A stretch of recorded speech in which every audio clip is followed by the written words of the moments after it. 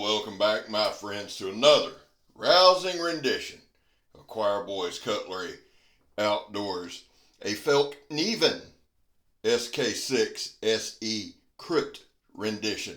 Probably butchered that, and that's quite alright. My southern tongue says it how I can say it. Listen, before we get into this video, there was a time in this country where 22 veterans a day took their own lives. Now that number's going down. We're working hard on it. There's a lot of folks across this country working hard on it. But vets, the biggest thing, the main thing is this. We love you. You have a place here. We back to blue over here. We support Leo. How do you do that, Scab? Well, we don't break the damn law best we can. And if you are an addict, never quit quitting. So today, now, I think I'm pronouncing that correctly. Probably not. But it's the Fällkniven SK6Se, and I believe it's Grunt. I may be wrong. If I am, you'll forgive me. Or you can put the pronunciation in the comments along with the other fact checkers. Couple things I want to cover. I wanted to open it with this chopping. Now, this is a pressure treated 2x4. It's a hardwood. Some of these things we're doing, it took a little longer to chop it, not because of the knife, but because we just went straight down. We wanted to check that edge, see if it held up. We wanted to check all that, and I'll let you know at the end if it did. I'm going to tell you this. Let me give you some specs. Well, first, it comes with probably the best leather sheath I've ever seen in my life, and we're going to discuss that. That's kind of the way reason I did it this way too. When we get to showing the knife, the hand grips and things like that. Black leather sheath, double stitched, absolutely phenomenal sheath. The finger guard is made out of nickel silver. Fällkniven's out of Sweden. Okay, now it is laminated steel, and I don't know anything about this, so I'm not going to act like I do, but I'm going to tell you what the steel is. It's laminated cobalt special. I'm reading on it. I'm trying to gather some info on it, but I'm not going to try to elaborate here. I know it's soft on the outside, hard in the middle. I know that. And here's a good look at that sheath, man. It's absolutely gorgeous. Now, again, with the steel, guys, the reason I'm putting it that way, we don't speak on this channel on things we don't know about, okay? So I'm not even going to guess. It has a Rockwell hardness of 62. The edge is convex. Now, the tang, this is important, is what they call a protruding broad tang. The blade length is 6.22 inches or 158 millimeters. Blade thickness is 0.23 inches or 6 millimeters. Thick knife. It really is. The total length is 10.90 inches or 277 millimeters. The knife weight is 9.59 ounces or 272 grams. Now let me say this. This is quite possibly the most gorgeous knife I've ever reviewed. On this channel, for those of you that are new here, for those of you that might have come just for this knife, the aesthetics are great. It's beautiful. It's got that curly birch handle. I'm a big freaking fan. Look at that. I mean, it's just a gorgeous knife. But honestly, I don't give a shit. The point of this channel,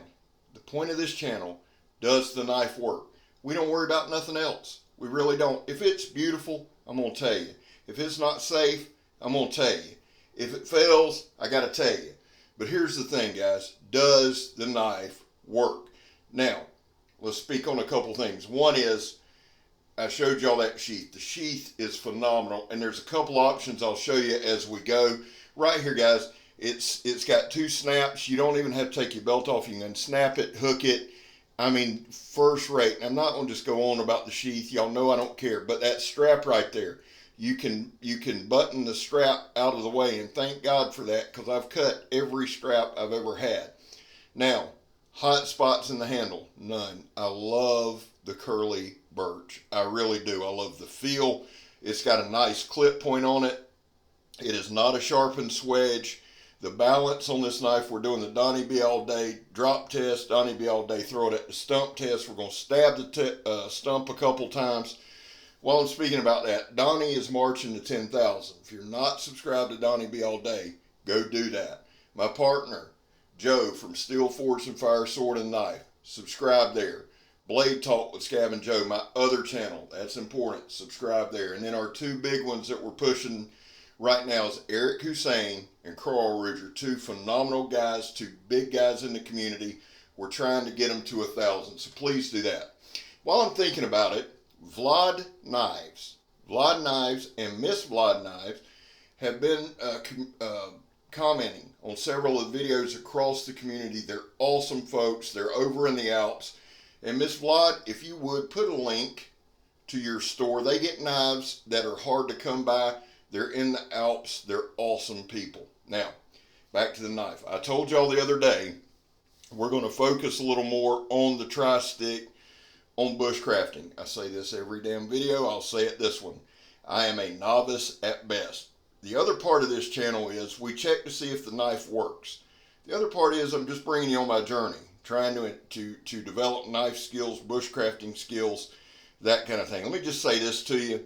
Novice at best, blah, blah, blah. This knife, I'm telling you, handled well. It was easy to control. And some of these tests now, right here, you'll see me constantly moving my thumb. All this is new to me, guys. I'm trying to scribe this little stick. I believe that's probably a 1/4 inch dowel rod. Now here's what I went. I went and bought some dowel rods that we're going to use as tri-sticks. We're going to show you some things that I'm trying to learn from Morris Kaczynski, Blackie Thomas when it comes to knife skills. I'm in no way, shape, form, or fashion going to tell you how to do it because I'm learning myself. But you see right here, the knife handles very well. Now we're going to do just a basic notch right here, a stop notch where we making a tent pole, tent stake, whatever. Just something real common. I wanted to add some of this. Wanted to show you the knife work, very comfortable in hand. And I'll say this, you see my thumb right there? I put my thumb on the back of the blade. That guard does not get in the way at all. When it comes to stabbing, things like that, that guard is very secure. Everything's on there very secure. Again, no hot spots, easy to control. I freaking love this knife. Now they got them at Knife Works. This is more expensive. I've seen them anywhere from $420 to $500. This one was sent to me by JR when he sent the Bark River. I'm going to get these honed up and sent back to him. And JR, again, brother, thank you so much. Guys, people have said all kind of stuff, but that's part of YouTube life. Listen, I'm appreciative to guys who send me knives to test. I've got over 200 knives myself, okay? But JR, Timbo43, and all you guys that do, and I don't want to start naming people, I'll leave people out and all that shit. But listen, you guys that let me use your knives, thank you. Thank you very much. I get to test knives I normally would not be able to, and I'm super appreciative to you. Now right here, you see the chips just flying. Oh, this knife is super damn sharp. Come out of the box sharp. Easy to control. Right there, I just kind of, you see the sheath right there. It rides good. See how I've got the thing buttoned out of the way there right under my shirt. That way when you put the knife back in, you're not cutting the strap. I've cut more straps than I know what to do with. Blaze straight through the zip tie test. Now, right here, got a soccer ball. Just trying to do some cutting. We cut a lot of stuff in this video, guys. Sliced it. Everything held up good. Now, I've got to mention this.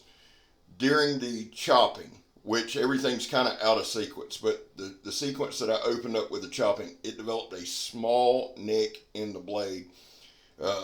I didn't even see it till I walked inside.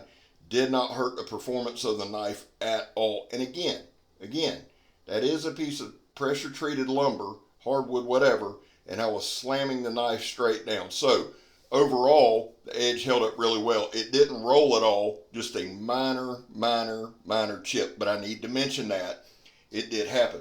Now, here's the deal. Do I trust this knife? Absolutely. This knife is a dream. Here's our sandblasting hose. I'm running out of this stuff. I got to get some more.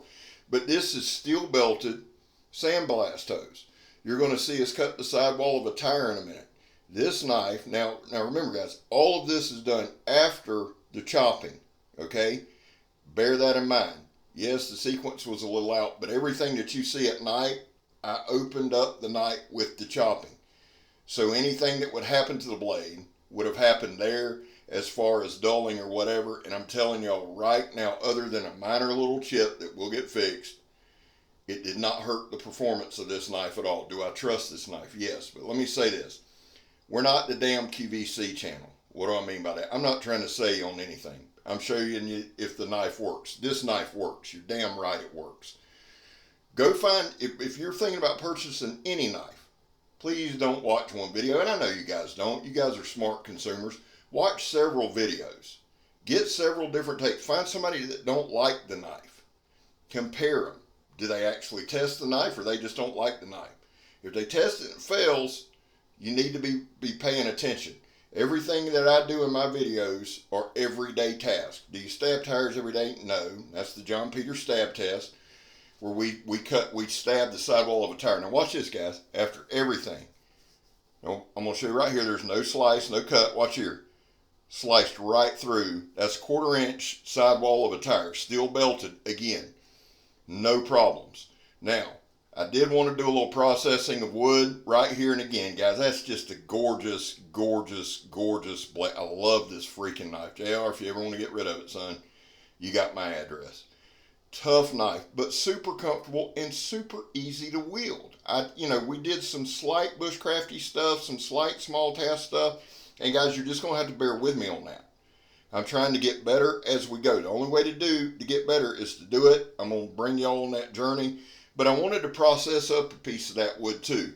No additional damage. What does that tell me? It tells me that, dumbass, don't slam a blade up and down like that. Now, somebody's going to say, well, an emergency. Yeah, I know, because some of y'all have damn emergency situations every day of your life. I've never seen anything like it. Look, the damn knife's beautiful.